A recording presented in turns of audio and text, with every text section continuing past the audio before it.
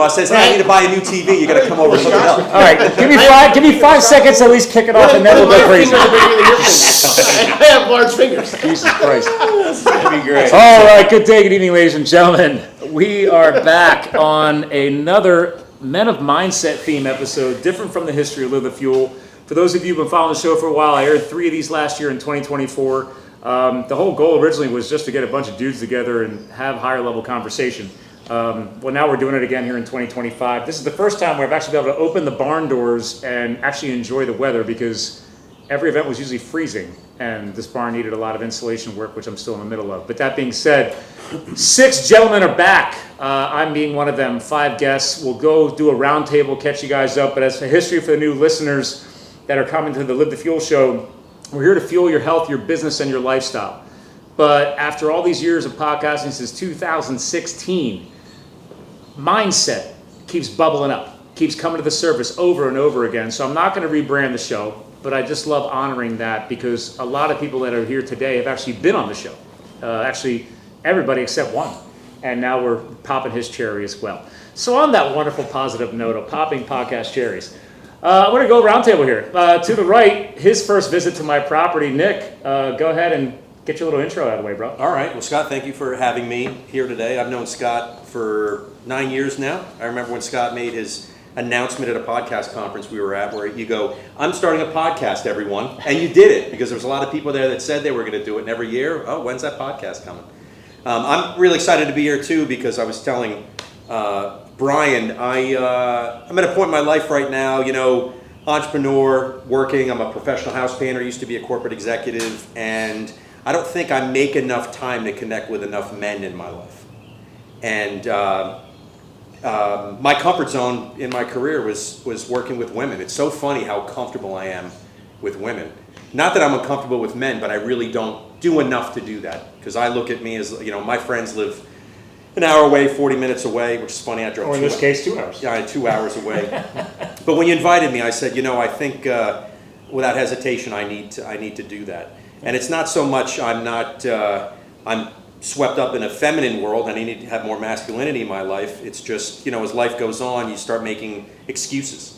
Sure. And I don't think I want to make any of those excuses, and I think you should do more of these. So I have more of a reason to drive 2 hours to come out here. We'll expand on that and tonight. do that. We always do, and you're hitting on all the same threads that have happened over the last 3 times. So, Yeah. So thank you and welcome. Yeah, but I'm happy to be here, and I'm happy to get to know these guys during Thank the you show. Thank you for eating my meat, by the way. Oh, I ate your meats, and that's not one. I was thinking, like, should I pick up salad? Should I bring something? And then I realized Don't bring salad here. I have a feeling that's all we're eating.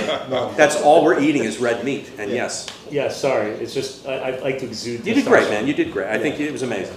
My We belly's got puppies coming in. A Reba puppy. Oh, that's not Reba. That's Rob's pup. Well, speaking of Rob, go. Welcome back. Hey, yeah, this is my 3rd Men of Mindset and 5th Mulvaney podcast. It's my also my 3rd time with Mulvaney's meats. They're delicious. Everyone should try his meats. But no, it's funny that you talk about the male thing and camaraderie. It's not that you don't have male friends or men or masculinity around you. It's just we are really bad at making time to connect with each other, because we prioritize family, wives, jobs, everybody else but us and friends. So it's funny, I think there's a stat out there, I might misquote this, but I think men over 40 have less than 3 friends. It's 3, right? Maxed out 3 fingers, 3 friends, yeah. So it's one of those things, like, we don't do this as men, ever. This concept actually came to fruition standing in the doorway of my gym. We're like, we're gonna hang out, we'll do a podcast, we'll have some steaks and some scotch, we'll hang out. I'm like, cool. Scott goes, what if I some other guys over? Let's do a mindset thing. We'll call it Men of Mindset. And a week later, we had the first Men of Mindset. I think Andre was there. I'm really bad at taking action. It was literally a conversation in the doorway of the gym as he's walking out, and he sends me a event reminder for the Men of Mindset podcast a week later from our conversation that we just had. Well, to be fair, we'll pause on that. I didn't even know if we were going to do a podcast. I just said, let's go with the Men of Mindset thing and see if it sticks. Yep. It stuck. So this is what, 4th or 5th one for you? 4th now. 4th, yeah. I know I missed one. First for 2025. Yep, first for 2025, yeah. Yeah. Is it? When was the last one we just had? That was 2025, wasn't it? Yeah. Oh, I don't know. You Oh, recorded wait, it? well, I see. I This is recorded it middle at of the winter. 24. Here's the problem. I'm a ski brain. Yeah. So the last ski time season I is hung out with the guys, the 2024, last time I was 2025. here. Well, he So- recorded it in 24 and then posted it. Okay, that's what There it we go. was. That's There what we it go. was. Yeah, All right, it takes gotcha. me See? time to get stuff out there. He actually listens to your show. Yeah, I did so some that's what he research, knows. man. I kind of, Yeah. that's what I do. I got to get Thank to. you. I appreciate I it. want to get to know you more. You did Scott. just So- like a past episode of Men of Mindset today. Actually. Yeah. Did I? Yes, Did I you do did. that? Yeah, That I was did by see that. accident. Nick, I'm noticing you're about 4 fingers away. Try to keep it within the 3, please. Sorry, that's sorry.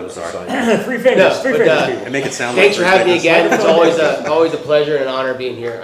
I appreciate this. I need these. Yeah, I minutes. apologize to your wife for me having to pull you out away from your children. And I just got a text. Like, our youngest has a 102-degree temperature right now. She's like, Oh, God. ibuprofen. She'll go to bed. Like, I thought you were just dropping somebody off at a dance. That's the middle one. Oh, sorry. 3 girls. You got so yeah, many. figure that. Yeah, Wow. yeah, I keep got track. 0. Yeah. 3 girls, you need to be here. Yeah. I am drinking wine. I'm enjoying my pinkies up. It's nice. There you go. On the note of wine, All right. because normally Andre. Andre, he'll have a nice glass of wine and a nice cigar in his life. Welcome back, sir. Let's get you out of the way. Well, thank you for having me. Hi, everybody. I'm Andre Young, professional speaker, author, leadership trainer. My company is called You Evolving Now. I'm here because I believe in leadership, which breaks down into personal leadership, how we lead ourselves, what it takes to lead a team, but that's a different thing, and work-life harmony. And that starts with leading your own calendar. Like, all of us here have a business, and we don't miss our business meetings. We make our deals, we put them in our calendar, but most of us fail to put ourselves in our calendar, our friends in our calendar.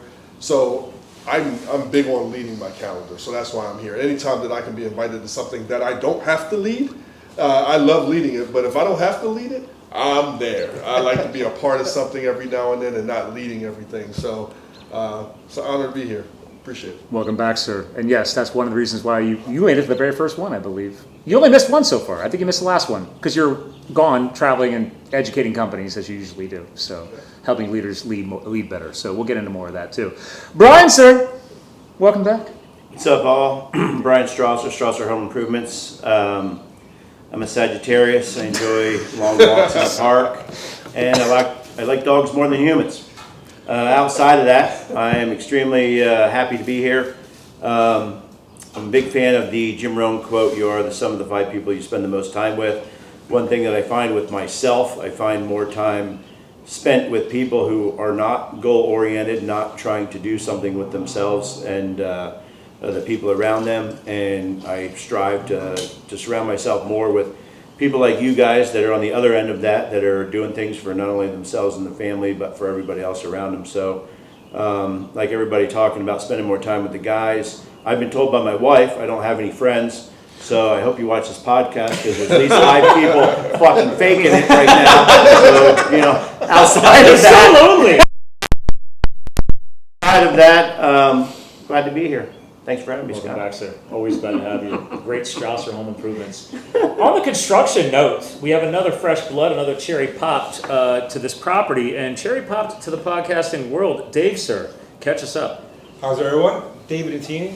I'm owner of Intini Construction Services and Intini Container Services. I've known Scott, it's like 10 years. Has it been that long? It's got to be. Jesus. Are We we all getting been going for older? 10 years, huh? CrossFit. We started out with you in Yeah, CrossFit. I used to coach you. You used to coach me in CrossFit. That's All right. you guys. Yeah. Then you became weren't you guys like a part owner at one point after I left? No. It felt like They it. wanted me to be. They No, wanted He was smarter than not that. me. He knew better. No, I knew Yeah, you knew better. better. Yeah. And I was put right on the wall there. No. And I know Brian, probably what? Same. Maybe a little longer. Yep. Yeah, Well, you're hold my on. boss. How long did we start talking about your business, Brian? I love these overlaps. I have no idea. Well, how long ago did you start Strasser? I have no idea. Probably 5, 7 years ago. So Well, that's the funny part is I forgot Brian worked I for drink me. a lot. For anybody that doesn't, Until you saw him tonight. I forgot that Brian worked for me. Yeah, there you go. Completely forgot Back in about the that. yeah, first for a couple of years. Yeah, there you go. Wait, And Marshall, on that Brian, side you- note, I worked for another company out of Emmaus called what the heck, Penn Construction. Now they're Penn Design. But we had a job which we didn't do any steel, which is with these guys we would do a lot of steel construction. And we had Vicnicki Dental, something that's in the area. They had another place down by Villanova or something like that, or Westchester. Anyways, we go down and we had to do a little fit out. We had to frame, and I said I just spent years working for a group of guys doing steel framing. I said it's kind of my thing, and we went in and note to your guys, and what I learned in the time that I was with you, we come back to the shop after that, and the guy walks in, and Bruce was the owner at Penn Construction. He goes, "Hey Bruce," he goes, "You ever get steel framing? That's your guy." There we He go. said- Where you learned it. Yeah. Well, and the small world on there is that, again, I don't work in the construction world, but I heavily consult in the HVAC world, in that world. And like I brought you up a couple years ago to my wife's brother, who's surface construction, Yeah. and you're like, oh yeah, we've done We work for job- Surface, yeah. We've worked for Surface for years. He outsources stuff to Tenney Construction all the time. And I'm like, so we make this joke, like technically the two guys in this circle that are here the farthest away is Andre. Well, Andre used to hold the record. Nick, you just popped that one tonight, so congratulations, you get the longest distance of commute. Because what's your commute, Andre? About hour? Hour. Okay, and he hit 2 tonight, so that's why I was like, bro, the guest room is available for you. Like, I was hang gonna out. drive home. I was gonna do it, but Hey, I'm a good I shooter. respect Probably your- actually, I my think wife's use the funny because couch. Megan goes, maybe you should stay. I don't want to, and I was like, I don't know. And then, within 5 minutes, hey buddy, just want to let you know, I know you're driving it far away. I'm like, dude, this guy Scott, amazing.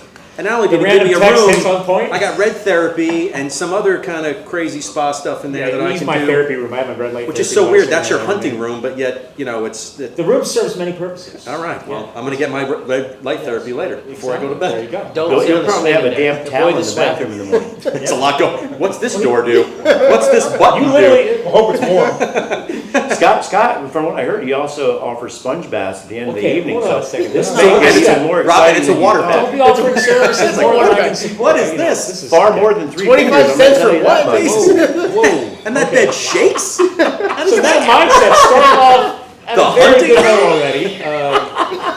Yeah, to be fair, we've actually only had maybe 1 or 2 drinks each. If anybody's drinking, maybe not. Can I- We just crushed a ton of meat though. So. Can I interrupt just for a second? I know we Absolutely, have go the ahead. dogs around. Are your listeners aware and the people watching that you may have a moth the size of a falcon in the top of this thing? I never know because flitting within around? 1 week they will die in here because I've sealed the barn up so well. If they come in, they'll be gone in 1 week. Like that's a bug, right? Everybody hear that? Probably. You okay? It's You fine. don't, good. you don't have those Look in a little Jersey? nervous. No, I'm good. It's just so funny. No, is I it- had we- to say it because are we no one was discovering saying a it. phobia? We're Yeah, here. give it a You're in a safe circle. We can. No, help I'm you. good. I actually we get bats. Like I actually have bats that nest behind our shutters, but Oh, yeah. I took them down, Yeah. which is great. So no bats. Well, this you year. are surrounded by woods, so we do have lots of like wildlife. Yeah, so I live in the Pine Barrens. I mean, Yeah. that's. You have. Yeah, Oh, so you're used to this. wait, you're a piney? Yeah, you're. I'm not. I've I didn't grow. You didn't grow up- I didn't grow up there, bro. Oh, look at Dave I'm being not. on it. I'm from Jersey. Whereabouts? Clinton. Oh wow, that's up there. Yeah. Long Branch. Long Branch, on the yeah. beach. I was Yeah. born in Jersey. I was born in You're Flemington. on the beach or by the shore? You're at the beach. So I'm Beach. closer. This No, way. now I live by the I shore. live by the shore. Now I live by the shore. Did you know the Piney? And the I'm- Jersey thing. Never And now I'm mind. outside Philly, which I miss. Channel 11, watching all the Yankee games, the Met Correct. games, Ranger games, Giant games, Jet games, all that stuff. Now it's just Phillies Phillies, nonstop. yeah. Phillies and Eagles. So real quick, because like Andre's kids actually play football, so because I follow all of his posts. What do you call your posts you do after you get back from a business trip and you drain? You call it a Business aside of sex. business aside a second, and it's all about family, friends, like what happened that week. Love that, by the way. You could create a whole show off of that, by the way. But on that positive note, I don't follow football like I used to. Like I know you guys have your crazy, all the virtual, digital football pool thing. What's that called? Oh, yeah. Fantasy football. Fantasy football, It yeah. shows how much I That's what don't he care. called it. I like Scott. It's- But you're part of Jersey. It gives us a reason to like hang out and drink beers and do dumb shit. Right, there. it's great. So, Which every once in a while I'll just throw money in Male and bonding. see where it goes. That's what we do. But do you guys have a team down there because you're so close to Philly? Are you forced to be Eagles fans? So one thing I didn't know is I'm intrigued. when I grew up in Monmouth County, very different. Yeah. But when you hit like Tom's River, it was almost like the South. It was that the not. cutoff? There wasn't any cities, nothing. And then you went to Atlantic City. But when I moved in with my wife or girlfriend at the time in 2000, realized there is zero connection to North Jersey. It's an absolutely different state. None. It's an absolutely different state. They have a different accent. They don't speak. I've lived in many cities, and the worst accent is the Delco accent. I'm sorry if I'm What? offending anyone. Delco. Delaware County accent. Oh. It's the hoagies and going down the shore. I hate it. I hate it. It's very negative. Yeah. It Tell grates me all the on me. positive we hit a soft spot. Sorry. But anyway, Someone give that man a hug. So or much something. for the 11 but anyway, yeah. So, but being from up north and then moving somewhat up north and moving down there, it's a completely different vibe. And I live I live in a town that's halfway between Atlantic City and Philadelphia. Yep. It's called the blueberry capital of the world, farm towns and everything. People live there, they never leave. And it's way different than where I grew up in the shore. They have sidewalks where I grew up. They don't have sidewalks where I live. And a little cool thing about where I live, we leave our door open. That's actually kind of cool. We can leave our door open. We're pretty much here. Yeah. But that's why I had to put the FA, I don't know if you've noticed the FAFO signs on the way up the driveway. I did notice those. I just added those. I did notice those. Kristen didn't like that. But yeah, Philly, to Dave's point. It's a preliminary warning. I I have guns. like how you said Monmouth County's north. Well, no, you can't It's say that north too. where you are. But you can't say that too, even because is there a Central Jersey or a South? There isn't. I mean, there So isn't. we considered Hunter County, Somerville area central, and then When I lived in, Parsippany. when I lived in Middlesex, I lived in Middlesex Middlesex was County. Central County. My brother-in-law grew up in Mawa. That's really up there too. Well, Mawa was North Yeah, Jersey. yeah. Well, they say North Jersey. But Jersey's an interesting place because it's got its own complete demographics and cultures. And Oh, God. one thing that people got really comfortable with was you saw The Sopranos and felt that that's the only New Jersey that you see. But technically, that's such a small chunk. Dude, you're right. That thing is big. And that's Do you have a 22? Really you have a 22? I have my bow. That is loud, My bow dude. is right up there, but I That don't is think my loud. I don't think my razor blades are going to catch. Is that a them. locust? I'm Is not. that a- I'm not a sniper yet. No, it might be a moth. I don't know. I just thought it was funny how no one. I mean, Yeah. We were all ignoring it. You brought it up. So it's but I thought and for a second I'm like, man, these guys are good. Yeah. These guys are sitting there like, we're gonna do. This is professional. We're gonna ignore this. yeah. Oh, I don't. Sure. I don't. The professional There's part. nothing. And I wanted to mix it The up. professional came in right here. I just wanted to mix it up. Now, to be fair, when did you start podcasting? I started a year before you There you did. see, so Actually, I technically you take- have tenure. I take, You have tenure. Yeah, actually, yeah. I started a year before you did, and then And you had multiple shows. and I, multiple shows and Wow. multiple hosts and just I've always been in the. I mean, I remember as a kid having a cassette tape, and my friend's little brother, who was like 7, Yep. whose father was a detective for Monmouth County.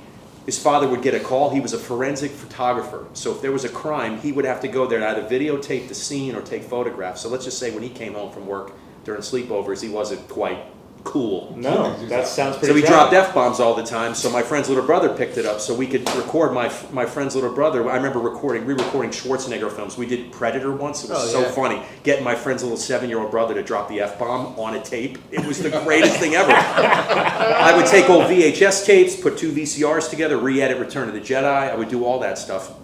And then studied it in college, and it just became something that was a lot of. I don't really do a lot of it now. I can't remember the last time I edited a video like on software. But the idea of using media to have some fun Yeah. and be creative is something I always enjoyed. So this is old hat, all this equipment, and I like the road stuff. And what's cool about now is it's just getting smaller. It just keeps getting smaller and smaller and smaller.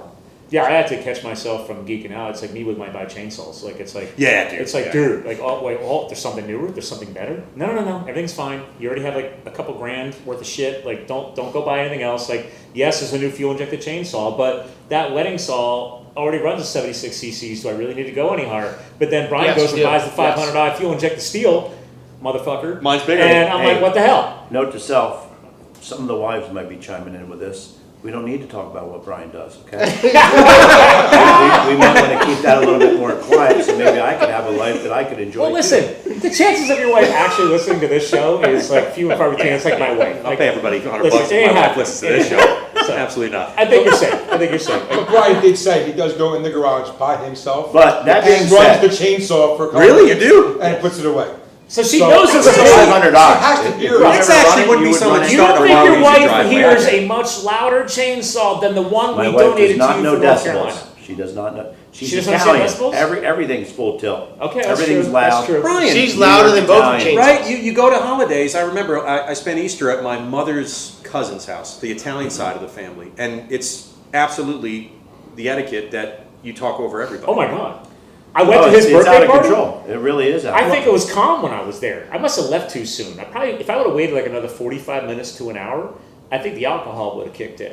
What was that? My Your birthday? birthday. No, that's totally different. That's not it. Oh, that It's wasn't- got to be like just a full blown chill. It's like Easter. Oh, both families. were there, The that's real why. fights come out at Easter and like Christmas. Yeah, it's all that cotton. You know, whenever it's like family, warm and fuzzy, that's when hell comes down. Okay. See, I know. When Jesus has died. If it had to do with born, me, it's then really- there was other non-Italians and stuff there. You know, there's going to be See, a I'm lot just- of I'm just trying to keep enjoyment, up. I don't very know. laid back stuff. We're going to have a good time. All the joy. Well, coming from a You know, I'm not talking family Yeah, stuff. I mean, yeah, where- so- 100% Italian. 100% Italian, yeah. I can tell you stories of the kid. like we leave, I nod at my wife just Christmas about the Eve point when lasts somebody's like going to 3 throw a days. punch at Easter. Oh, yeah. Does anybody? Hey, did your grandmother get you a birthday cake on Christmas with a J on it? You had to sing Jesus So said my happy birthday? sister's birthday is Christmas. Wait, what? Yeah, I My do that. sister's birthday is Christmas Eve. We So just my- segued into Italian heritage my and whole the family family lines. makes sure And I don't know. Andre just came That back. her birthday was her birthday. So like if she got a present with Christmas gift, she would hand it back. Well, I was born on December 6th, so we would get combo gifts, and I always feel terrible the closer December people get to 10th, that. right here. I feel Nice. your face. So sad. And on top of that, I was born on my sister's birthday. Hey. So now I got me and my sister and December. Okay, I was going to good. try one of you, and I can't because my brother was born the 28th, right after Christmas. So it's Yeah, like not he's good. always been screwed. And I'm a I twin, always right? So did I was born on combo. my sister's birthday Always too, bro. did combo. What's that? I was born. I'm a twin, fraternal twin. So I share in a birthday. I know how cool. that is. And then my kids are 2 years and 2 days apart. So when they were kids, You're also really nasty with accents and stuff. So like we have some things in common, some things. what do you? I'm trying to think. I'm trying to do with it. I mean, if I want to get myself fired up, I just do a quick Delco and be like, what is Since I don't that? have kids, I got at least Got a local Wawa, get a hoagie. Is there anything tying to you in the family history, or you have all the kids too? How many kids. I just go hashtag All the kids, Andre. Rob's got a bunch. You got a couple. You got a couple. Your kids are pretty much grown, so you're Yeah, I good. got two, but I but mean, they're you're up adults. to not up to, but Four. Four. Yeah, so four. So he So is there Yeah, any you win. weird of that? Whatever, some of that weirdness in the fatherhood responsibilities of crazy kids with crazy connections and any over talking. Is there a commonality of respect amongst your children? I feel like How everybody communicates. you have some good structure. I think it's tough for me sometimes because, well, one, it's hard to get everybody in the same room all at the same time because of the age differences. Yeah. So I have 25, 22, 17, and 5. Right. So everybody's kind of doing their own thing, literally. But then when I do have them all in the room at the same time, the conversation can go from A to Z real fast. Okay. So a 25-year-old conversation where they're talking about married but not getting married, not traditional walking down the aisle marriage, and then, hey, Daddy, can we do this puzzle and play Uno? To another kid wow. that's talking That's a about, segue. hey, That's look at this quarterback video, I and love then a it. 22-year-old saying, hey, I just won this money from betting and I just invested $7,000. In You're Bitcoin. like, Wait, what? oh, my son bets on football and invests his profits. He's up to $30,000 invested. Andre, the Wow. Bitcoin. A friend of mine's son's like totally Okay, into Bitcoin stuff, and he's mastering it. Like Yeah, figuring out how to do it. My son can have a full-time job betting on like FanDuel. I'm not suggesting it. I was gonna but say there's a he's lot doing of very, very conversation well. around is that right? He does Is it that for not? me. Yeah. To the point he does it for me and my wife. I don't even touch He's it. never He been down? sets up. He manages the account, and every week I win. So has he ever been down? Like, I'm guessing he I'm doesn't sure he share has, everything, but yeah. You don't know about those. You don't know about I don't know that. about You those days. That's my only concern, right? If you look at the law of, I'm a numbers guy. Like, if you look The at law the of law of averages. numbers, gambling, like AC, you live in Jersey, like, dude, that's the whole point. The house wins. Like, how long can you He found that if he Roll bets that. too much, because he's winning a lot. He plays the parlays. But when I don't know. See, I don't even That's understand. multiple bets in He- one game. Oh, see, He I- realizes if he bets, hey, if I'm You're above winning my head. on betting $100, but then when I go to bet, hey, I'm gonna do 1,000, he loses. So he's at least self-aware enough Yeah. to know and control himself for now. But I mean, Well- that's the difficulty. To answer your question, everybody's on a different playing field due to their age, so it keeps me on my toes. Andre, It's do funny you- on the gambling thing because like even when Kristen was upstairs when you guys got here, that's why I say we never have you guys up to the house first. Let's go to the house, hang out there first, air conditioning while the sun's setting, and then we get this nice sweet temperature now outside. But it was like she's like, oh well, we're gonna put the horse thing on. She's like, they can always gamble. I'm like, what? I was like, you know that I don't gamble. She's like, well, that's you.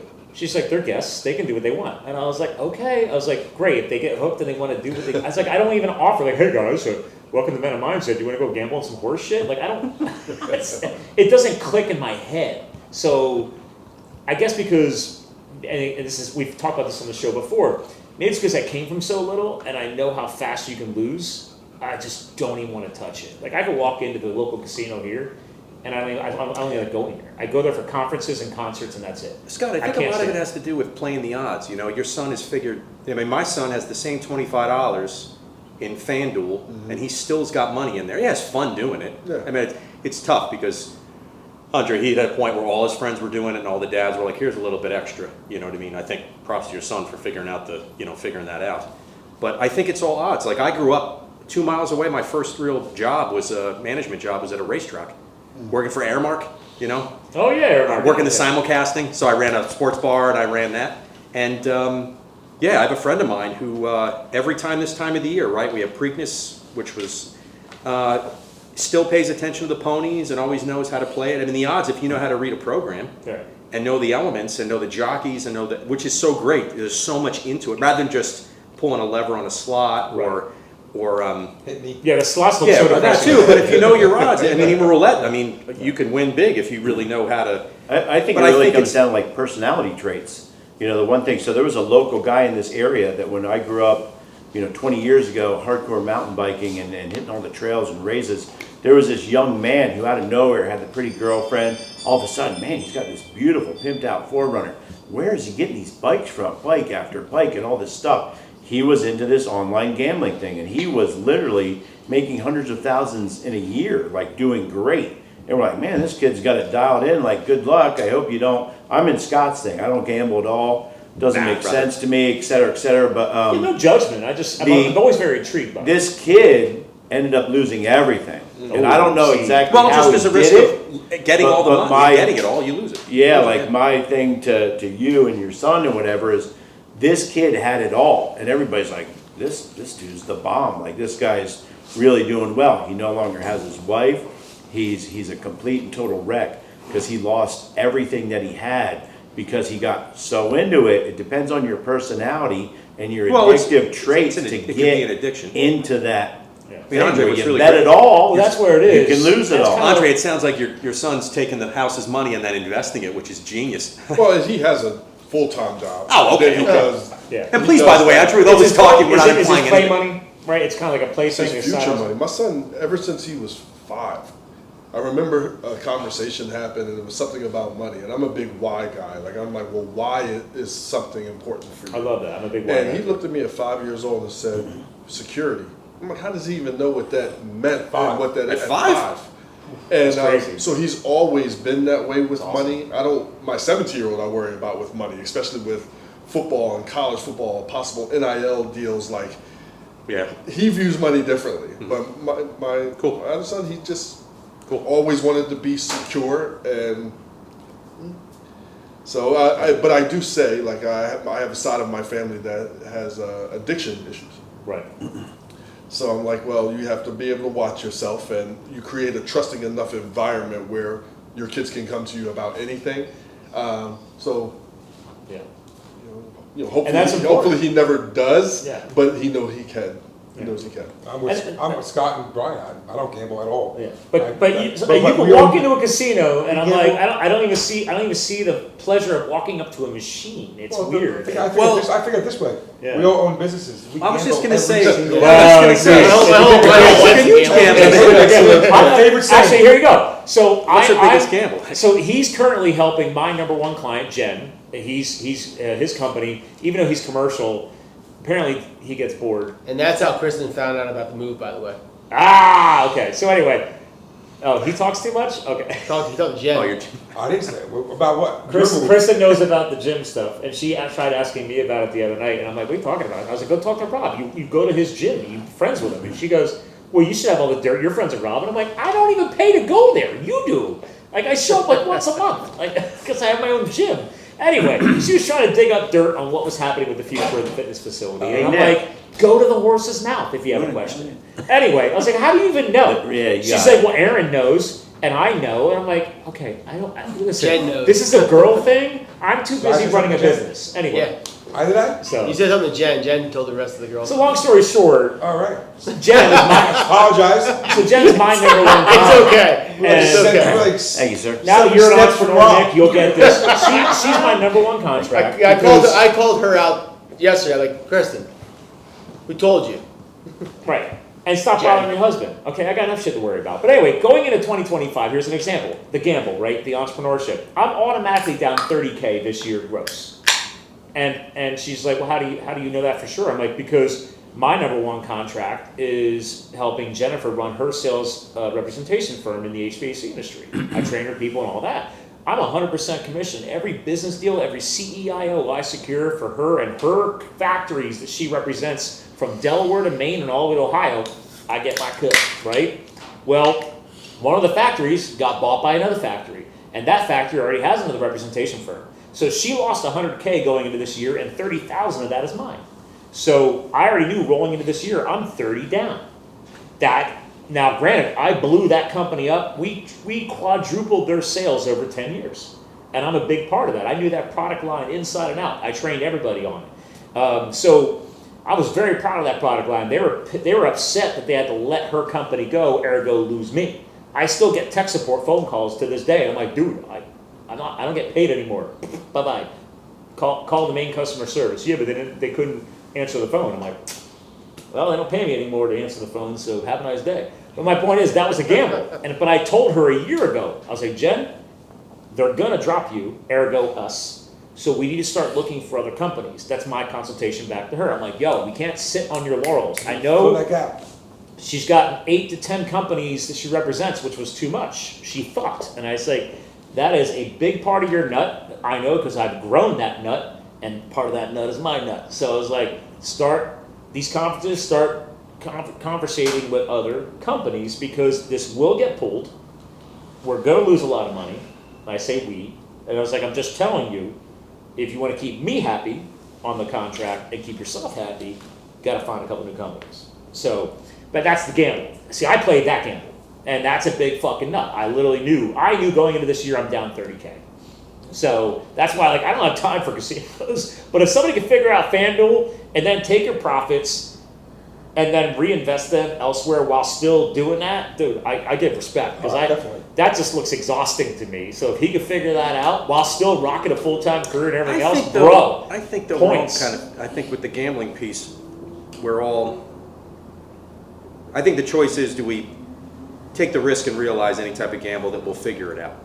So if, let's say, for instance, your son makes a choice on a game and it doesn't quite work out based on what he's thinking about, well, he looks at it and says, well, the next one, will I figure that out? Versus just someone with, who's I think it's interesting between gambles and risk takers, right? A gamble is knowing, you could win, but also you can lose. Mm-hmm. Okay? I mean, I was doing pretty well before. I mean, when I met you, I was peaking. You were good, but you were topped out. You were at the high echelon. I was like, right? I asked myself, like, the only thing. I remember you say, didn't you have another tier to go? You didn't really have, unless you became a CEIO. I could have been a CHRO, and I could have, but the companies would have to have been bigger, and the money was there. But I started asking myself, how much money do I need to make, and does that really define my success? Do I really need all that? And unfortunately, my family felt that, well, no, I was the high earner in the family, and they were like, well, no, that's success. Hold on to it. Don't let it go. And then I realized, well, and it's funny because we talk about attachments. It's interesting. You said that thing, Andre, about your son, about security, like attaching to that word security. And then when you attach on a word like that or anything, that drives that. Like my wife is most of the time attached to safety. Like, her parents all had safe jobs and union jobs. And I swoop into the family, an art major who has no idea what the hell he wants to do and then figures it out, stumbles across an HR job and crushes it. And then, geez, my last job, my son's like, what do you miss most? I go, the private jets were pretty cool. And I was, nothing like walking up, dude, into a Teterboro? You ever been at Teterboro? No, this was in Philly. Walking up a terminal where you walk in with a bagel tray and the cockpit's open and you just pick a seat. Now, the thing is, what they don't tell you about those things is you're working. You show up on the plane, you're working, you go to a meeting, you're working. But everybody looked at that as being like, well, that's where you're supposed to stay. The risk was saying, well, maybe I don't, what if? I talk about that what if. Like, what if you tried something new and could you survive? And you take that risk, but you go and you take that gamble and you're like, okay, let's see what happens. I could lose. I knew I could lose or not. And you're right, I've been in business 6 years. This, I'm sorry to hear that you're having, a kind of shitty year. This is one of my best years. Oh, no, I'm not worried. But it's funny, too, with the entrepreneurial aspect of it is you roll with the punches. Yeah. Like, that's what it is. Well, that's kind of where I'm at, too. The gamble becomes given your tolerance for risk, given your personality, like you said, the gamble became pretty clear. Well, one, my former career was mental health. So I was 20 years as a mental health And you guys therapist never with a got paid master's enough. degree and making $45,000 a year. Yeah. That's Oh my poverty. Which is But bullshit. also, With all that even credibility. if you Exactly, make, right? God, what is that? That's a crime. That's a crime. Sorry, Andre. Yeah. even if you make $250,000, $500,000 a year, it doesn't matter. Like when you're in corporate and you have a title that goes along with it, at some point you're signing your soul away. Yep. And for you to make that money, you're going to have to work more. You have to do all those things. But as an entrepreneur, you can make infinite money without always having to work harder. Now, your leadership skills may need to be better, but it doesn't mean that it doesn't mean you're working harder or selling your soul for it either. Like it's you raise your value, people don't mind paying that price. Yeah. Correct. Whereas in a company, well, I might have to go back to school. I might have to do this. I might have to do this. I need to like. If I raise my value, the same thing and process that I was doing 5 years ago that was worth 10,000 is now worth $1 million. Exactly. Same process, same content, just better value because you perfected it. One of the beauties about being an entrepreneur is the same thing that keeps so many people away. And I'm assuming that everybody that's sitting in this room is the same human being with the same mind. Is if I'm having a bad year or a bad month or a bad week or a bad day, the beauty of that is when you're working for somebody, you're just dealing with it. There's nothing you can Can't do anything about so it, yeah. now when you're an entrepreneur and you have the balls to do what we do, you have full control over turning that around. So the thing that stresses a lot of people out, that weight on your shoulders, to somebody that welcomes the weight, we look forward to the problems because we have the capabilities to change it and move around. And as much as I appreciate it, which is weird, when I came in today and saw Dave and really got started, Dave gave me a chance in the construction world when I was coming out of the fitness world. He didn't know if I've ever touched a hammer or a drill. I went out and bought a drill set to start working for this man. I was getting made fun of on job sites for having What'd you have, what Arnoldo? the hell, dude? You started yesterday. Sorry, you started yesterday, buddy. And maybe I did start yesterday, but eight out of 10 of those guys are still doing the same shit they were doing back then, and I'm in a totally different place. But I got all the respect in the world for this man. Another thing this guy did while he's sitting here that I'll bring up is I got into a shitty jam with somebody else that I was trying to help out because I help out everybody around me, and basically screwed me. And I was in a jam and in a physical situation. I couldn't deal with a very simple basement remodel for a bedroom for a young man that needed a space to sleep in a new house that a very close friend of mine was buying. And I didn't know who else to call. And because I didn't F him over when I left, and we talked, and he knew while I was leaving, and et cetera, and there was respect there, he showed up like the next day. Like I called him up after having left his business, and he shows up with another guy the next day after talking to him and solved my problem for I said, I don't want a quarter for it. I just want you to take care of these people. And so I really appreciate that. I never forget that type of shit. Like, Well, you're if just- I He forgot phone you, calls though. and you're in a But he jam, forgot I'll you. be the first person to bail You it out. forgot him, though. No, But I didn't forget him. He never had a You beard can't that forget big me. before. It's the beard that threw me off. Actually, that beard's trimmed. I'm right sorry, now. bro. It's got But- bigger. but- It's bigger than that. It's great to kind of be and you got to be the right person to be in this place. But I thrive on having problems that I can solve, because my problem, and it wasn't with you, but with other situations, and especially the cabinet, the last place I was at before I went out on my own had this amazing opportunity to be something so above and beyond, not only for the owners, but for the people that were working there. And they dropped the ball and they failed miserably. And there was multiple people in there that said, Brian's got all these ideas, and he's like, and I would go to the owners, and we were failing with stuff, having all these problems, and they weren't doing it. The most frustrating thing when I was working for that company was going home every day knowing that I was better than every other person that I was surrounding myself with. And not with an ego-driven thing, but just knowing that I'll work harder and figure things out. I And remember those that's what's conversations. awesome about being where we are. Although it keeps you up at night, sometimes makes you want to throw up on yourself, but you have that opportunity. Hey, it gets stressful. I mean, you could just say the toilet. Right, You I guess don't so. have to throw up on All right, yourself. nobody's had a sleepless night and woke up wanting to shoot themselves because I they... mean, We all have All right, maybe that's just sleepless me. nights. I just don't go throw up. I just try not to throw up on myself. I usually try and rush Yeah, to the that's awesome. bathroom. Oh yeah, well to say- sometimes you get someone your shoe and Very visual. I love you, boys. I mean, yeah, Unfortunately, I saw it too. I'm the like, visual was right Hey, there. listen, Think if you about want a politically correct fucking podcast, don't invite Christ! it. I just thought it was great because like everybody. Believe the listeners, everybody's picturing some guy throwing up on his shirt right now instead of rushing to the bathroom or to the sink. Honey, are you or okay? out- You seem to be out the front tossing door. and turning. I was trying to say something really nice there. I feel like it went a little south. No, it's actually, great, it's all right. it started off great. I was so inspired by your messaging until the visual. Appreciate it. And then you threw up. Okay, so let me full circle that real quick. One thing I love about this is like, you've given me a lot of props over the years since I met you. Over running chainsaws, volunteering, building mountain biking trails, and hearing those horror stories, and just me telling you, like, bro, start easy. Just start listening to podcasts, get into the audiobooks, geeking out. That was just some of the earlier shit we discussed. But technically, what I loved, full circle tonight, was what you just said a few minutes ago before the vomit. is the fact that actually he's one of your earlier mentors before you met me.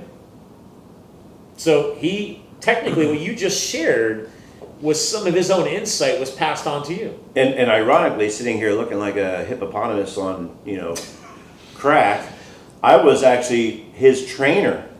Before I was his CrossFit coach. Started That before was he was going my on. boss. Is I was his trainer. Sorry, whatever video's looking at me, but I met him in a gym, and I just knew that he was in construction. I worked with my hands a lot growing up in a athletic small training. town. I thought it was like. Yeah.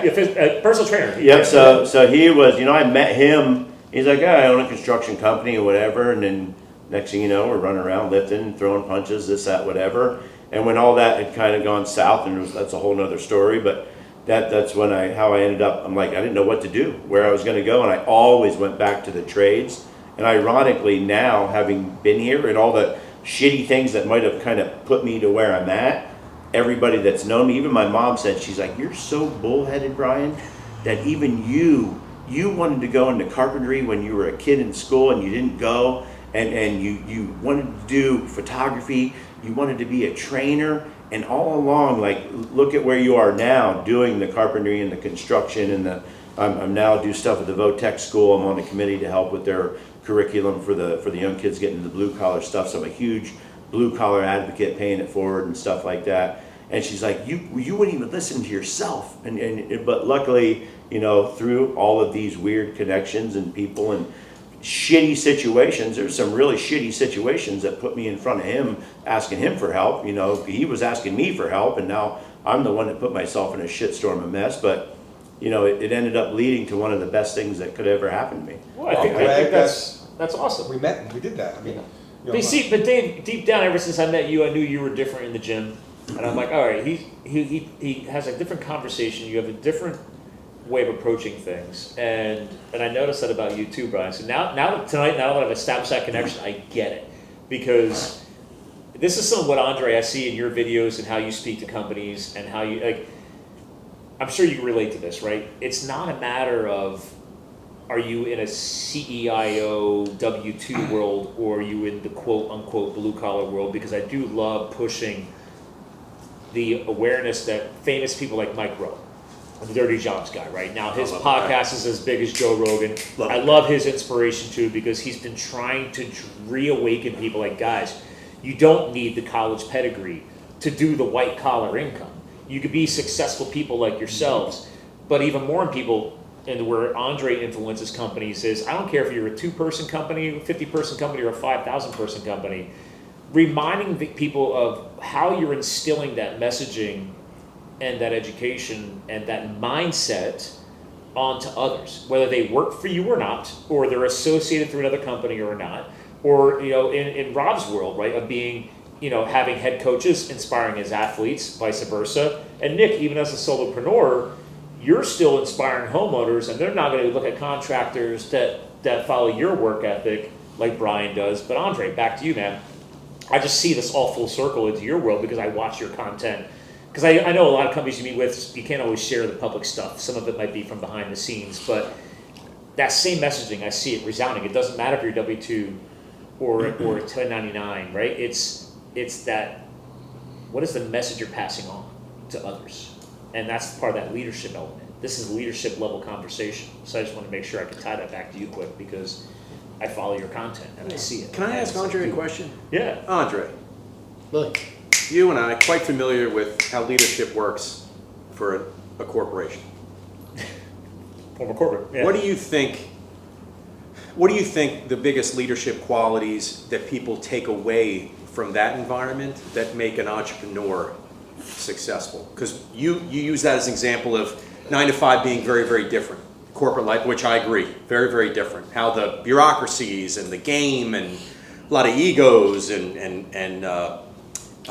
people trying to find their place. But when someone leaves and becomes an entrepreneur, starts writing their own, proverbial check, so to speak, what are the leadership qualities? Because there's, we could say in the corporate world, you look at some of these big CEOs and what leadership qualities they have. What are the ones that are taken away from that environment that help an entrepreneur thrive?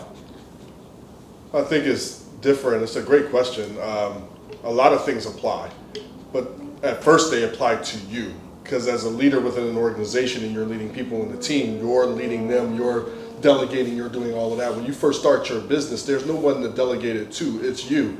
So the first thing is you have to make some type of busy in order to your day, because you wake up every day and there's just a blank calendar.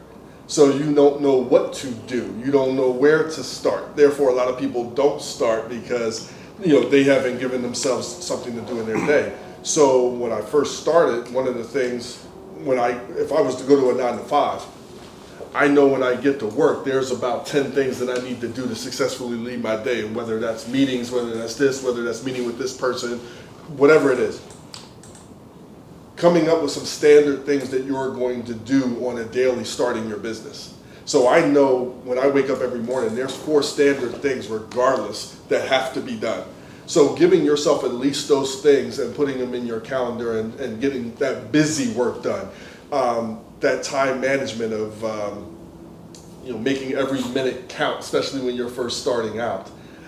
Then being able to see, okay, what do I do well? Because at first you're going to do everything. And you don't have to do everything great, but you must start doing something. And as you're figuring it out, now you know what you need to keep, fine tune, and scrap. And successful people do that quicker than everybody else. I scrap bad ideas faster than most people. And it's not that it's a bad idea, but the ROI doesn't match up, whether it's my energy or the money or my interest. So you can develop it, but how fast can you scrap it before it becomes a problem? So, and then it doesn't have to, a lot of people get caught up in it being perfect. First off, every product that we have purchased, every product that we all have, do you think that was the person who made that up? That might have not been how they desired it. That may not be their idea of perfection. It's simply what you bought. It's your spin on it. Right. So we get caught up trying to make this thing perfect that we never do anything, or we're so busy trying to do it we can't make money fast enough to reinvest back in the business. So we got to get out of our own way, and good and done is better than perfect. And then now, once it's out there, the public will tell you how they want it, and now you can refine it quicker. Speed, speed, speed. So, I would say first by giving yourself a structure of your day. That discipline. Getting something out, and then asking the question to those you're serving, what do you want to get out of working with me? What do you want to get out of coming to a gym like this? What do you want to get out of working with a construction company like this? Because one, that means it doesn't have to be me. I'm confident enough in what I do that it doesn't have to be me, but I can either match what you need to what I have. I can customize something that winds up extending my menu. I can create something that winds up benefiting both of us and extending my menu, or I can refer you. So now we have a great way. Then you start adding people to it, and now you're back in the corporate space as the leader, as the CEO, as the team lead, and now you're delegating appropriately and getting back to that type of leadership in a business type of thing. Yeah, I think that's well said, because I know, Rob, and whether people listen to this or not, I like to keep shit real. You can say yes or no to what I say here, but like, obviously when you started delegating to your 2 head coaches, Yep. not easy for you. You and I, because again, I'm not a quote unquote paid client of you. I just drop in from time to time because we're friends, and my wife is a happy paid customer. I mean, you and I have known each other for so long. I've helped coach events, judge events, whatever, but that was not easy for you. And No. I know you still probably slam your head up against the wall, but back to that time management Every piece, day. right? It's Throw like, up dude, on yourself. in the end, I know you got to dig deep on some of them, but it's like you got to find the diamonds that are being crushed out of that frustration, that pressure. And like, okay, something's got to sparkle sooner or later. And I'm sure it's probably taken longer than you wanted it to. But if you had to think back to when you first decided to relinquish that control and power to 2 other gentlemen and beyond, you have other coaches too. Looking at today to where it was before F13, the old branding, yada, yada, yada. Yep. There's still some celebration there, right? There's been progress. Things have There's worked. been progress. I used to work from 5 a.m. to 7 a.m. at that job, and then go from that job to another job from 7 to 11 a.m., then go back to that job from noon to 2, and then back to that job from 2 to 3, then back to the gym from 3 until 7 for 3 years straight. So yeah, there's been a little progress. Yeah. Yeah. No, so relinquishing that stuff, it's not easy because you build a brand, you build an idea. Like our gym, the concept and how we train is something I created personally. It's not a franchise, it's not store bought. You can't buy it anywhere else, you can't get taught anywhere else. I came up with it. It's in my head. I had to teach it to these trainers and now they implement what I taught them. So it's different. So it was very hard for me to release that. But once I did, I didn't find success until then. And the funny part is that all these conversations and entrepreneurs, even CEOs, I had a great conversation a couple weeks ago with someone in the gym about success. And success is something you need to define for yourself. Success for me is not driving a G-Wagon and jumping on private jets. Yep. Success for me is putting my daughter on a bus at 8:20 a.m. And then being back home at 4:05 p.m. to get her off the bus. Yeah. I'm glad you're Every day of the week I do that. Get to Do I make millions of dollars? I made 3 times as much as I do now back when I worked at NBC. Well, I'm glad you're saying that. So I literally made Money three times as much back then when I was 27 years Because old. I've known you long I'm 43. enough, you never post. I mean, social media is what it is, right? Right there with you. I've literally Yeah. helped companies But- launch it, succeed with it. I don't care I about thought it social was with media. that, but But it's when not. I Dude. see you share over the recent years, is more of that. Yeah. You didn't share There shit is like no that years there is ago. no success You did not share stuff like in that. my mind. My success is not in a paycheck or how much my business makes. Now that what the business makes in a year provides me the freedom to actually experience the success that I want to experience. We all And that follow. success is my family, my wife, my 3 girls, getting to see every dance recital, every soccer practice, every gymnastics practice. Your text tonight, you're dropping somebody off for on dance. and off the bus. Before I'm on my way here, drop someone off at dance. I don't miss that. Like the fact that I didn't pick her up from dance, like she was really upset because I'm the one that takes my girls to dance and every other thing, and then picks them back up. Yeah. We all follow social media, and one of the people that everybody sitting here probably knows is Gary Vaynerchuk or whatever. And, I was and just thinking of 2 he's the seconds. number one person that forever, like I've seen 8,000 different videos of him in 20 million different outfits saying success is waking up being happy. Period. Like it's just waking up being happy. But what's happy? And it's different for everybody. We'll talk about that. But like so what he's saying is, and then what he will go on and elaborate on is that I know people that have multiples of millions of dollars that wakes up every day of their life and they're miserable to no end. They hate their life, they hate their wife, they hate their everything that they got going on. And I know, and then he says he knows people that make $45,000 a year that wake up with a smile on their face, go out and love what they do, love their lifestyle, love the balance that they've created, and it really comes down to the individual and what makes you happy.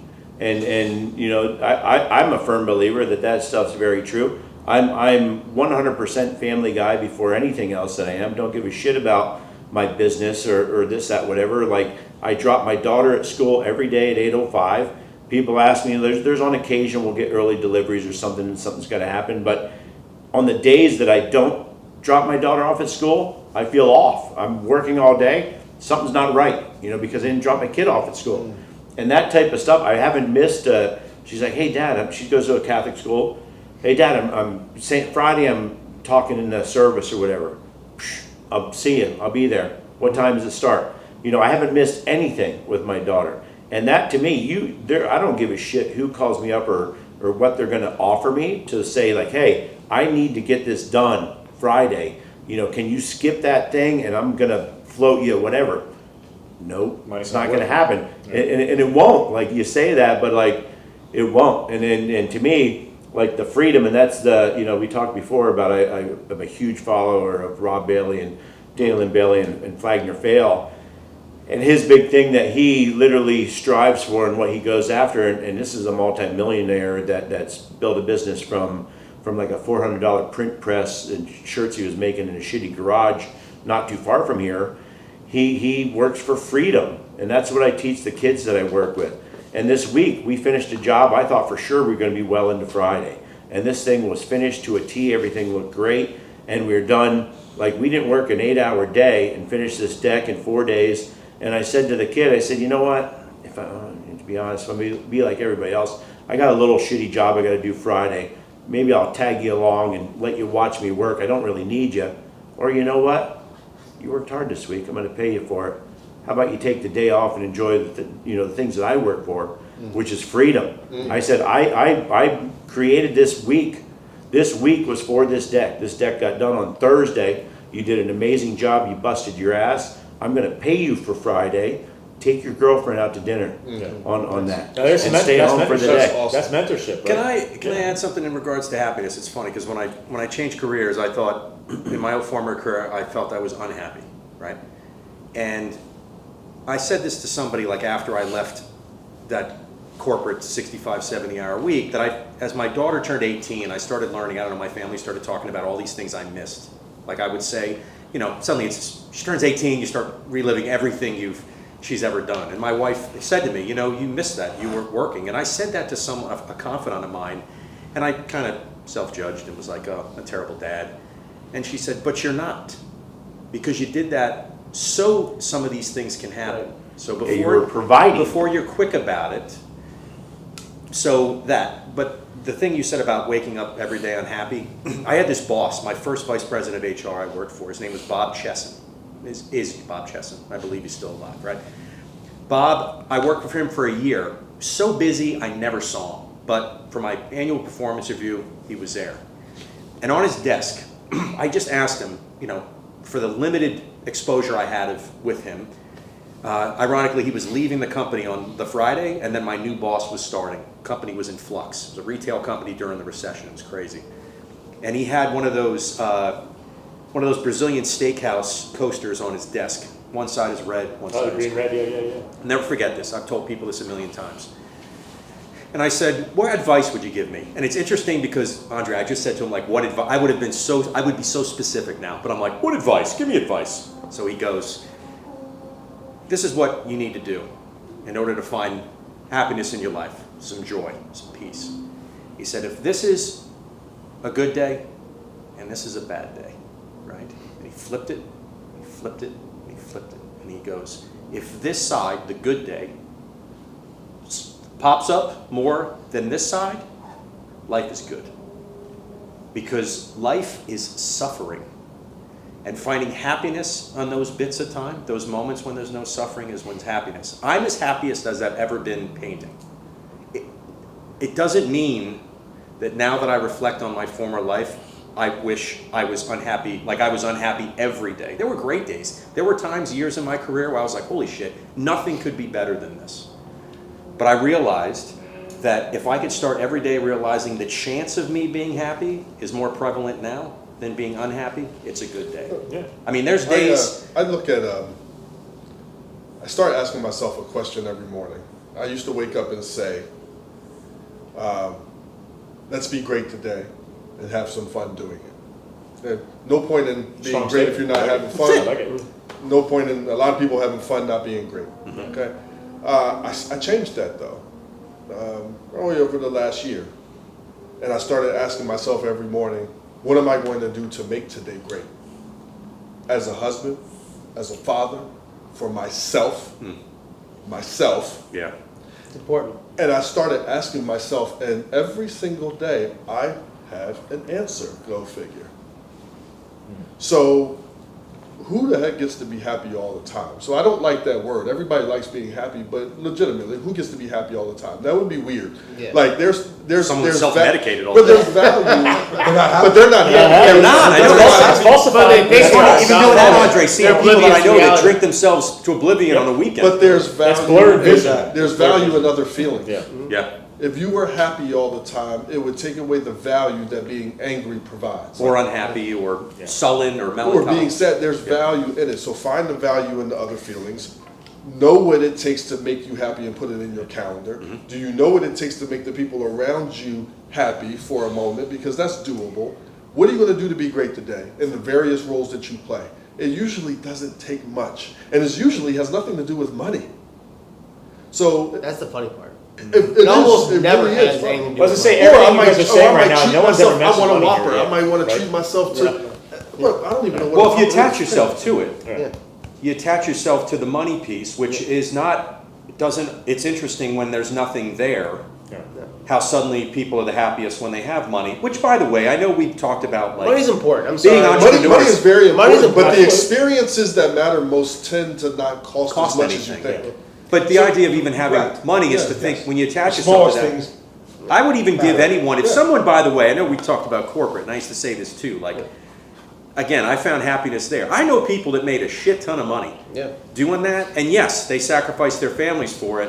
If that's what they want to do and that's success, And some people are very happy. to do All the that. power to My, them. my wife Own it, is. they want to be married My 5 wife is times the and their best kids hate them, that's corporate fine. person I don't ever. judge them for it. Everybody's not meant to be an No. entrepreneur. Everybody's No. not True. everybody to be No. corporate. So Some I do people not thrive in that knock. I do not environment. knock. But man, corporate. when you do both though, Yeah. you suddenly have a perspective. Yeah. Like you really have a When perspective. I was in the Everybody corporate world, does- I was everybody thriving. I was does- on the upscale, but I started getting unhappy.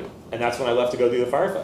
Like, I flipped my freaking switch. Everybody thought I lost my damn mind. Yeah, They you're thought insane. I read a book called The Quarter Life Crisis because Oh yeah, I know that. I think Oh, I was. oh, I gotta read that. It's a great fucking book, dude. Great I mean, book. fuck midlife crisis, dude. That book, my brain, maybe it Yeah. did crack. Yeah. But actually, on that note, let me kind of compile all this because in that transition, I read many books while firefighting because you're camping under the stars every night, you know, and you're in the woods. So what else are you gonna do? But on that note, I read Quarter Life Crisis. I said, that's it. I'm going to finish my degree on nights and weekends. I'm going to say, fuck this job. And then I had this weird obsession to figure out Wildland Firefighting. So if I can get on a hotshot crew, I'm gone. And sure enough, I was gone. And it changed my life. But on that note, I forget if it was a book I read or a conference I went to, but I'll never forget this quote. And I still own the .com to this day. It's called the Freedom Trifecta. I own freedomtrifecta.com. Never did anything with it. But maybe I still will. I don't know. But there's 3 points. It sums it all Tomorrow. up. What is important to you? Tomorrow would be live. Time freedom, That's a long. location freedom, and financial freedom. So if you could sum it all up, those 3 things resonated with me because I was like, wait a minute. So if I can create location freedom, I can make money from wherever I'm at. I can make money on vacation, right? And I can make my own hours, right? So that's where all of a sudden I started flipping that switch from the W-2 world while I was doing the gov thing, because like you have no life when you're a hotshot. Like you're 16 hours a day in the mountains for 2 weeks straight, you're killing yourself. So there was no time freedom, and I was making shit money, but I'm in the wilderness and I didn't give a shit, right? So it was like, okay, so you can ebb and flow amongst those 3 domains, and that's what I'm hearing here. And this is good points because we do have to bring this episode to close because I promised Andre a cigar in front of the fire. So, but on this note, that freedom trifecta really kind of started grounding me. And it's funny how everything you guys are hitting right now, I'm like, oh my God, I'm bouncing back to my wildfire days. And I was like, that shit is I don't know if it was a book or a conference or what, it doesn't matter. But that's what I'm hearing from all you guys. It doesn't matter if it's W-2. It doesn't matter how much money you make, right? Because that's in that equation. But again, back to It everybody matters was talking a about little here, bit. family, everything else, right? I Like, like my dude, truck. yeah, like, I do like my truck. yeah. Yeah, I kind of like waking Let's up. be I wait. like going to work We're at in 10 a o'clock in the morning. capitalistic society. We're in the freedom of the United States of America. I make more money now than I ever did in my life. So me being down 30K this year, I'm not worried about it because I've put enough reps in that I know that I'll make it back. But here's So I'm not here's what I worried. learned. Here's what I learned about money. Yeah. Outside of it mattering, because I've not had and I've had, and for me, money allows you guys listening, to fix most problems and help build most dreams, most of which aren't even mine. If I get to help my wife, my kids, my dad, who has a problem, a lot of which money can fix, whether it's health related, your dream related. Like when I didn't have, my daughter was playing, she's a musician. I didn't have money to get her instruments, lessons, everything. Now my son plays quarterback, and because I have money, his private quarterback coach is Chad Henne from the Kansas City Chiefs, who won 2 Damn. Super Bowls. Nice. That's 2 way different experiences. I'm the same person, but because I have more financial freedom, I you can work fix most problems and help build most dreams, most of which are for other people that I care about. Therefore, so when I say money matters, it does matter in this 100%. world. For who Absolutely. you want to be and how you Money want to definitely Well, on that matters. financial freedom But when you note, up, right? matters. Like, I never planned on writing a book and starting a charity because of it, right? Yeah. This guy right here is he's on my board. All right, he's on the board of my charity, right? Now, granted, we've now since launched. Actually, I'm gonna close the show on this because that's why I brought this shit down. I'm glad we're hitting on this right now. Financial freedom, right? Like, I tied my charity to my success thanks to a great book called Profit First by Michael Michalowicz. Pretty You probably good. know what I'm talking Yeah. about, right? Yeah. I've read all his books. He's been on my show. I've been on his show. I've read it. Shout out to Michael Michalowicz because then I went out west to Cole Hatter's events years ago after firefighting called Thrive, Make Money Matter. And between those two influences, they said, well, if you tie your nonprofit activities to giving back, they're very big on going down to Mexico and building homes for less fortunate and all this stuff. I'm like, okay, well, that's good for you. They're very, religious. I'm like, okay, you do you. Like, how do I do something like that? And then I realized, okay, well, I'm just going to hard code my financials. And I started donating 3% of my income. So it doesn't matter how much money I make. Just 3%. Like a lot of people who are very religious, they do that to their, what do you call it, tithing? Tithing, right? You do that in your religion, your church, whatever. I'm like, okay, well, I'm going to tithe it to something I can control. So I started dumping it into a savings account and then just picking random nonprofit shit to get back to every single year. And maybe it was only $500, maybe it was $1,000, maybe it was more. Well, then I decided to write the book, and then that book was written for Fuel Foundations, which is the charity that I started. Again, didn't plan any of this shit. Like, it just said, while I'm writing the book, I'm like, well, what if, because I want to get back to my old fire world, and I'm like, well, what if that becomes a defunct charity, or I don't know what they're doing, and what if I don't like what they're doing? I'm like, then I'll just start my own 501c3. So I did, right? So then, again, I didn't plan any of this shit. But then, wait a minute, you start making more money. So because I hard-coded it, and I've since changed from 3% to 5%. So if I'm making $100,000 a year, that's 5% going automatically to charity before I pay any of my bills. That's kind of fun. So if I keep working hard and being efficient and being successful, and I make $500,000 in a year, 5% of that is going to charity. So that's just one little angle that I never planned on it. It was just books and research and conferences and events. It just started clicking years ago.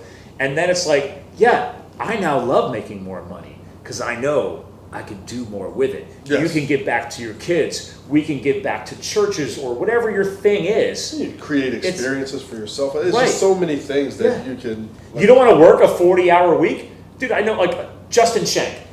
He brought up at the conference the other week, so Rob was supposed to be there for that one. Sorry. Nick, you were there. Brian, you were there. It was called The Growth Now, some down in Westchester. I was talking to you earlier about it, Dave. He made a point. He's like, I wake up and I work what do you say, 4 to 5 hours or 3 to 5 hours in the morning, and then he's done for the day. Because that's the way he's designed his business. Now, let's be real. I know Justin. think There's he no works- way I he's think he works not more than working 3 hours. more than that.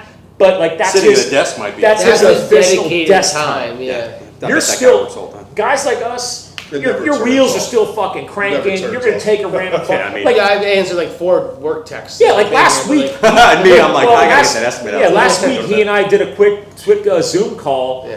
at 4 p.m. about his But I skeleton group, don't right? want it to turn off. Right.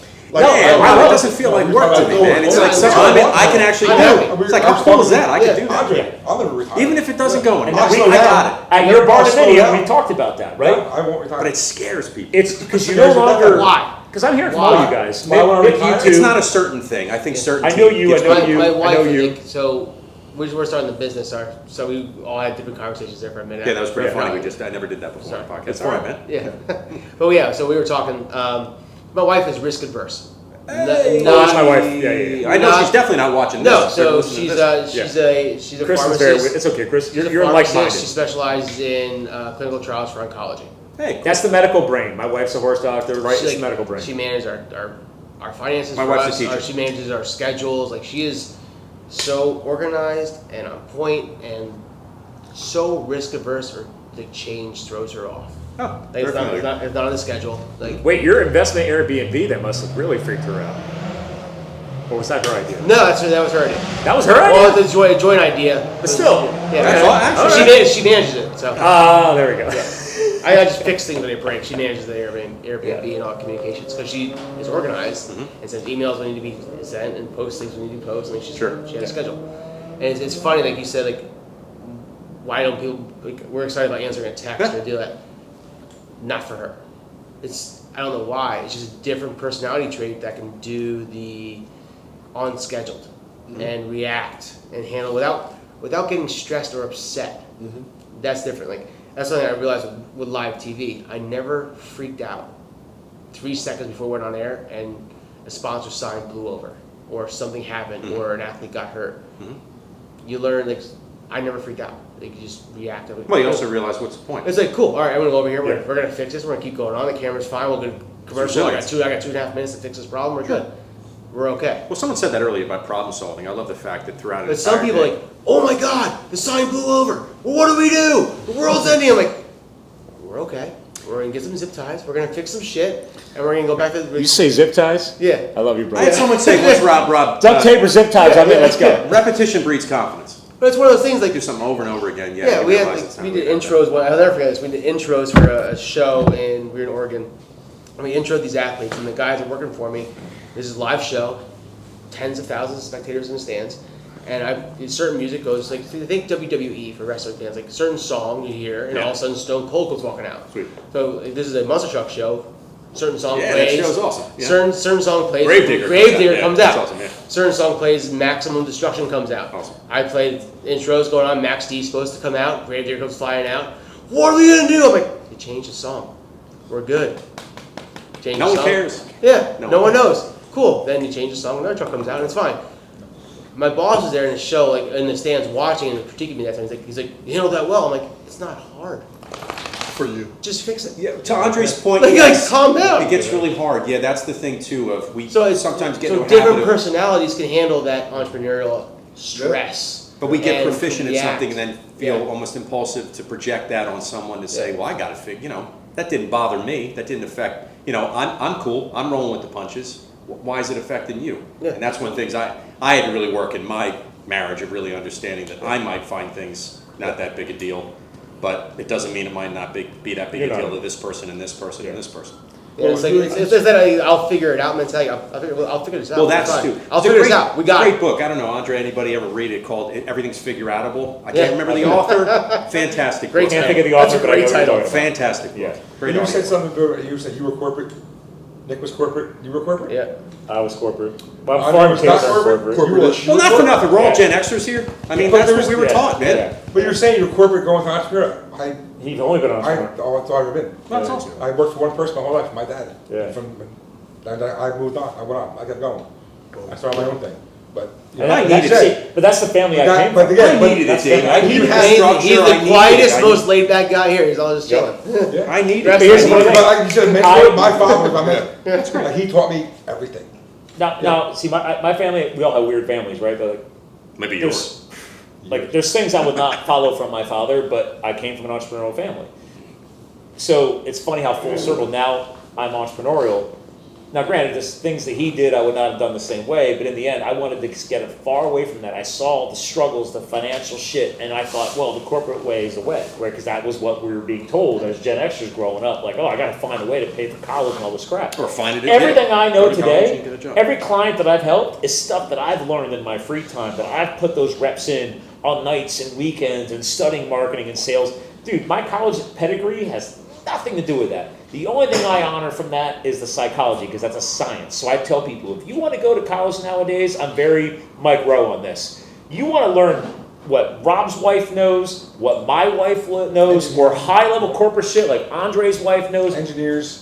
Right, yeah, Doctors, exactly. Like lawyers. what construction companies depend on yours, that's some high-level shit. I went to high Science, school. engineering, Yeah. there you go, bro. Because what I I used went to today, art school. I could have saved myself Trade tens of school. thousands of I went dollars. to art school too. Yeah. I drew naked people for Yeah. 3 semesters. I went to And high school. freaking- I only drew Squished. naked girls. When the guys showed up, I honestly skipped class and I got in big trouble for that. I can tell you this, I wasn't doing Brian, that. you gotta open up, man. The best models we had in my art class were the men. And would you believe one of the guys was a construction worker? Hey, your thing is He your was thing, dude. I'm just fantastic. telling you where I came from. I'm not staring You, at all Brian. day or drawing it with Three a number fingers, 2 Brian. pencil. Three fingers. I swear. We're talking about microphone discing. All right, this is going south, Scott. We gotta wrap this up quick. Get out the boots. Get out the boots. This is coming. This is coming from the three fingers is a microphone distance from your. I was saying tickle your whiskers. I just want to make sure people know I have no problem with profanity or anything else, and we are pretty dirty sometimes, but we are just talking about microphone distance. Son, you're 12. So you get into Disclaimer. podcasting. I was or taught that in TV, school, Scott. Or music.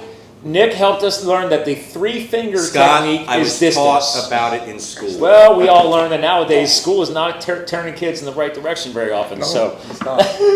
I just say, I go with tickle your whiskers. I know that doesn't work for ladies. And by the way, why is You know. 3 fingers different than tickling you're talking about? Oh, I'm It's not. absolutely the I'm same just having thing. fun So splitting it say on you. disclaimer. I also Bro. said my fingers are Bro. bigger than your fingers, so how do you measure this? Here's the And thing. my whiskers are shorter You're the than yours, virgin pal. to the barn, so I have to bust your balls. Now I'm You're a welcome. virgin. All right, I'm no thank longer you. a virgin anymore. I've now busted your balls. So I feel this is dirty. standard protocol. I've grown up having my balls busted my whole life. If you survive and you build a thick skin in life as an entrepreneur and beyond, that's part of those success Are we going to techniques fight, too. by the way? Everybody's taking their stools out and their chairs. No, Are no, no, ready we have to to bring go? this to a Standing close. up because my ass hurts. No, no, I yeah. need more wine, so No. we're good. We're over an hour, and because we started going towards the end here, and Andre's about to come back, but we were hitting a lot on does money matter, does it not, and how do you find a way to succeed in life? And we realized that the pedigree or the title doesn't mean everything, right? Nick, you shared a lot of that tonight. I love that, right? And then we've all kind of reflected on that, whether you've been an entrepreneur your whole life like Dave or Brian, or you came from the blue collar versus white collar, or however you want to define that shit. But the cool thing is this. I hinted about the book and everything else, and this is the 4th event, but I've never really hit on charity. And Brian and I were chatting beforehand as well, and I do want to honor him tonight because actually tonight's steaks were sponsored by Brian. So Brian. Hey, the past few events, so shout out to Strausser Home Improvements because I'm very proud. I've said it before. I'm very proud of this guy. He's, again, not that money's everything, but he's made more now than he's ever done in his prior career choices. So I'm proud of him building an amazing good business. Dave didn't pay him And enough. again, it's not about the money because the shout outs he gets from his customers and the reviews he gets are just mind blowing. And a few months ago, we said this on the last show, but this is now spring. We had the honor of creating freedom in our lives and taking a week and saying, fuck this, let's go to North Carolina, let's wreck house with our chainsaws and help people. And he and I connected at an even deeper level because of that. So, and I didn't even ask him to answer that call, but my charity, our charity, helped pay for that trip too, even though that's not even normally what we do. Why? Because people who made money outside of here decided, say, I work hard, I like Brian, I want to pay to have Brian go down to North Carolina. So you had a few donors step up, and some of them donated privately too. A lot. Right? A lot. So, long story short, it's fun to make money and be able to give back along the way. And that's how I wanted to close the show out tonight. Cool, So- cool. Real brief story of that too. I went down with a bunch of cash in my pocket on top of all the chainsaw gear and Yeah, you did. and everything else that we had going And down. kitty toys. You one up to me on that one. I didn't think Shit about ton that. of toys because we're getting close to the holidays. So I had a woman crying to me, hugging me, like we were both shedding tears, giving away like a truckload of toys for these kids for the holidays that lost everything they ever owned, and that being a good portion of their families. And there was a guy down there that was just amazing with this little excavator and this shitty Dodge that was all beat up. His name was, I think, Jeremy Burrows. I'm a good friend with of his now online. And he was such an impact. And I said to him, I'm a dude's dude. I spend time with a lot of guys. I do a lot of guy shit. I go, you make most of the guys I know look like little girls. Like, you are just an intense human being, and the shit that you do, like, you're amazing. I'm so glad that I got to meet you. And I'm down there with pimped out gear that partially one portion was, not even one portion, he donated one of my saws. Because of all the volunteer work, a whole shit ton of people donated another one of my saws. I have 4 saws now. Now, technically I bought 2, but 2 of my main saws were actually given to me. So long story short, I had a bunch of cash in my hand. This guy was doing so well, and he had this piece of shit saw, and we're like saw guys. I was trying to figure out, how to make an impact and do something, and I didn't just want to hand out money that was going to go to nothing. So I pulled this guy aside. I said, Jeremy, can I talk to you for a second? I come over. I said, man, you've been an inspiration to me being down here, being a part of this like hell that these people have been through, and what you're doing for these people is amazing. And I reached in my hand, I said, I got $500. I go, your saw's a piece of shit. Do me a favor. Put this $500 towards getting. A couple of days later, I see now I'm home, and I had like a weird situation happen 2 days after being home, feeling like I left somebody. It was a very strange situation, what I got involved with down there. And when I came home, one of the coolest moments I had from all this shit that I do with the people that I surround myself with, and I strive to make more money, and this sounds funny, it's to give it away. Like, literally, I am more than set in my life. Got a truck I never thought I would own, got a family I love to death, everybody's got everything they could possibly need. I work my balls off to give it away. And I gave this guy $500, and it was like 2 or 3 weeks later, I see a picture of his truck, and this pimp-ass steel chainsaw sitting on the back of his truck. And I put on there, I go, Jeremy, please tell me that's where my money went. He goes, thank you so much. And I was like, yes. And that guy still today, this is months I've been away, still today, that guy is a part of doing what he was doing down there for these people for free with this excavator.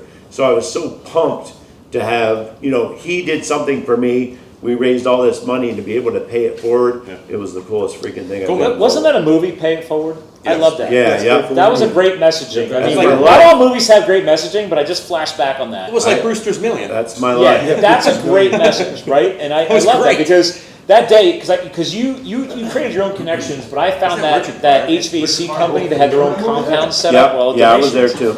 And my small saw, I had souped that up before I left, and I gave that to them. And as I'm standing there, this like 70-year-old old dude comes walking in. He goes, well, I gotta limb some stuff up, blah, blah, blah, blah, blah. He's like, I just came for a fuel can.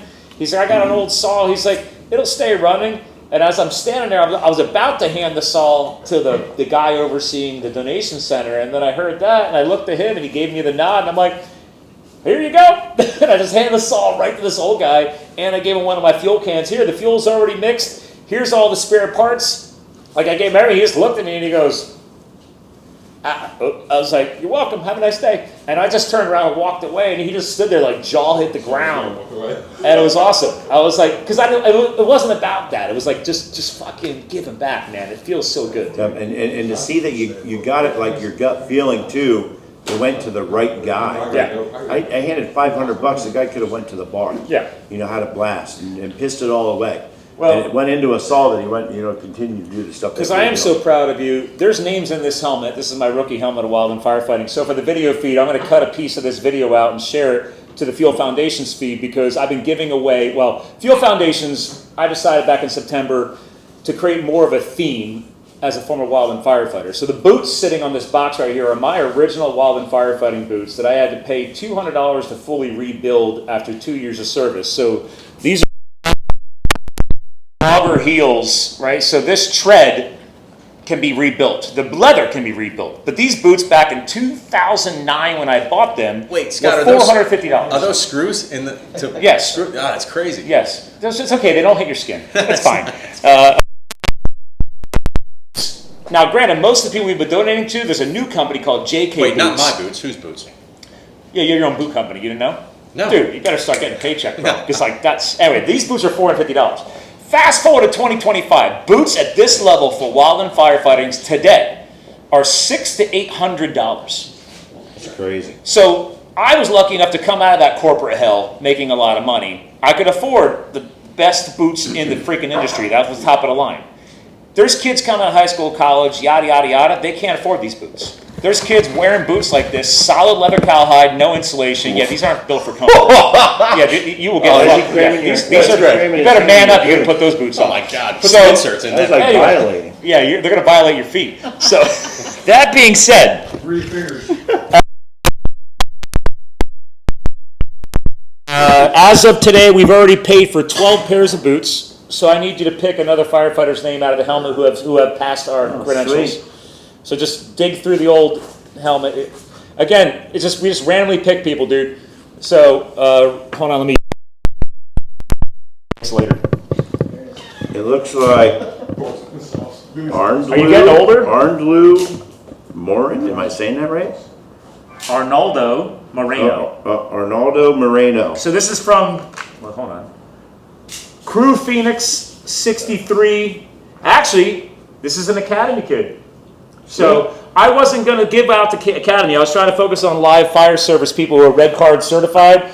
But yeah, I got to respect anybody who's going to put their name in and follow our protocols. Yeah, so Academy kid. I don't know if you're a kid, bro. So sorry if you watch this video. So anyway, Arnoldo Moreno. I don't think anybody's falling to the end Crew of this. Phoenix 63. Phoenix, Arizona. He's probably out of the Academy If you by did, now. you need a hobby. Thank you for risking your life for a living and being a first responder and being a wildland firefighter. You got your new pair of top-of-the-line boots on us. Fuel Foundation's got you. Congrats, brother. That's it, brother. Appreciate my friend. So thank you, Brian. Thank you, brother. Ladies and gentlemen, thanks for another shit show of Mind of Mindset. If anybody has watched this long-ass show, we appreciate your attention. Please go check out fuelfoundations.org. Live the fuel. Yes, again, this is the Live the Fuel show. We're going to go and, for those who smoke cigars, enjoy a cigar. For those who enjoy a bourbon or a scotch, enjoy that. Those who don't drink, you can enjoy the water. Have a great night. Thanks for tuning in. And remember, you too can live the fuel. And we'll talk to you guys again soon.